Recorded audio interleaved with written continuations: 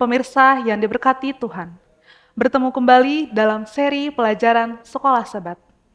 Sebelum kita mulai, mari kita sama-sama berdoa. Bapa kami yang bertata dalam kerajaan surga, terima kasih untuk kesempatan yang indah ini. Di sini kami akan mulai pelajaran Sekolah Sabat kami, kiranya Engkau berkati pemirsa yang menonton pada saat ini, agar kami juga bisa sama-sama mengerti. Terima kasih Bapa, dalam nama Tuhan Yesus, amin. Pelajaran Sekolah Sabat, Minggu, 31 Agustus 2025, dengan judul Alkitab dan Darah. Bacalah Keluaran 24 ayat 1-8. Berfirmanlah ia kepada Musa, naiklah menghadap Tuhan engkau dan Harun, Nadab dan Abihu dan 70 orang dari para tua-tua Israel, dan sujudlah kamu menyembah dari jauh. Hanya Musa sendirilah yang mendekat kepada Tuhan.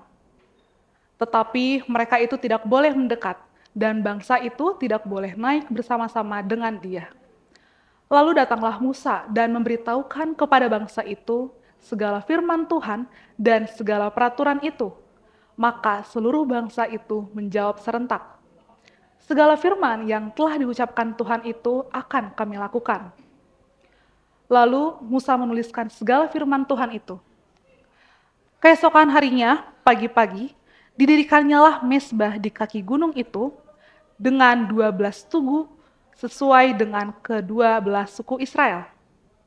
Kemudian disuruhnyalah orang-orang muda dari bangsa Israel, maka mereka mempersembahkan korban bakaran dan menyembelih lembu-lembu jantan sebagai korban keselamatan kepada Tuhan.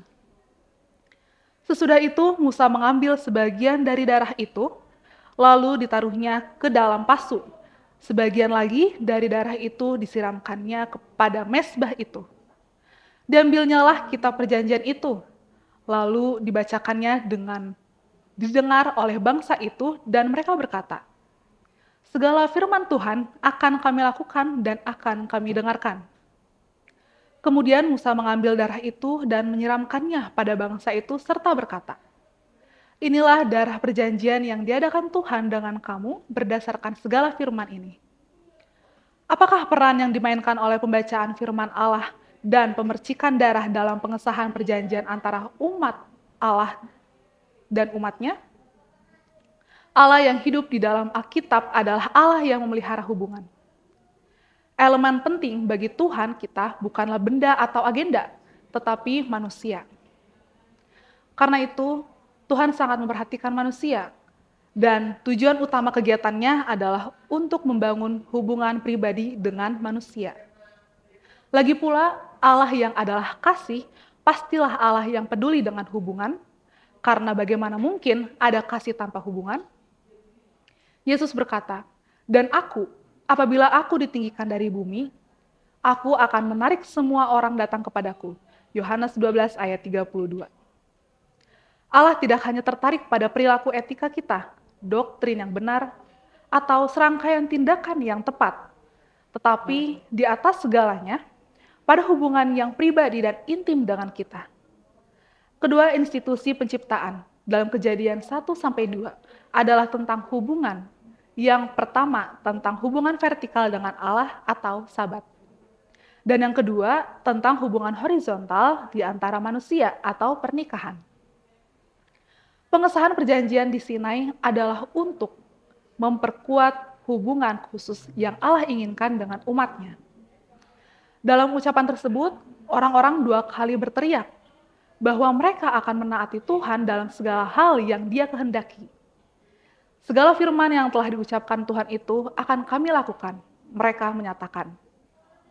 Mereka bersungguh-sungguh, tetapi mereka tidak tahu betapa hancur, rapuh, dan kurangnya kekuatan mereka.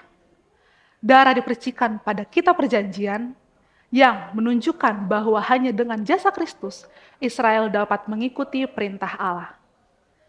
Kita tidak mau mengakui bahwa sifat alamiah manusia itu rapuh, lemah, dan sepenuhnya berdosa. Kita memiliki kecenderungan yang melekat pada kejahatan. Untuk dapat berbuat baik, kita harus mendapat bantuan dari luar diri kita. Pertolongan ini hanya datang dari atas, dari kuasa kasih karunia Allah, dari firman-Nya, dan dari Roh Kudus. Dan bahkan dengan semua yang kita miliki, kejahatan masih saja datang dengan mudahnya kepada kita, bukan? Itulah mengapa hubungan pribadi yang dekat dengan Tuhan sangat penting bagi orang-orang saat itu di Sinai, sama pentingnya bagi kita saat ini. Segala firman yang telah diucapkan Tuhan itu akan kami lakukan. Keluaran 24 ayat 3. Berapa kali Anda mengatakan hal yang sama namun selalu gagal? Apakah satu-satunya solusi? Tuhan memberkati. Mari sama-sama kita kembali bersatu dalam doa. Bapa kami yang bertata di dalam surga, terima kasih Bapa. Saat ini kami telah selesai mendengarkan firman dari pelajaran Sekolah Sabat pada hari ini. Berkati juga pemirsa yang mendengarkan pada saat ini, biarlah kami juga Engkau berkati Bapa. Terima kasih Bapa, dalam nama Tuhan Yesus. Amin.